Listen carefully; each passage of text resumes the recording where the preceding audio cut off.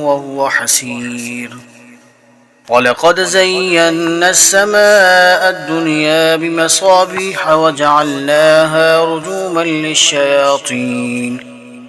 رجوما للشياطين وأعتدنا لهم عذاب السعير.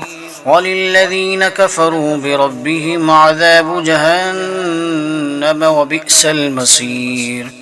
إذا ألقوا فيها سمعوا لها شهيقا وهي تفور تكاد تميز من الغيظ كلما ألقي فيها فوج سألهم خزنتها ألم يأتكم نذير قالوا بلى قد جاءنا نذير فكذبنا وقلنا ما نزل الله من شيء إن أنتم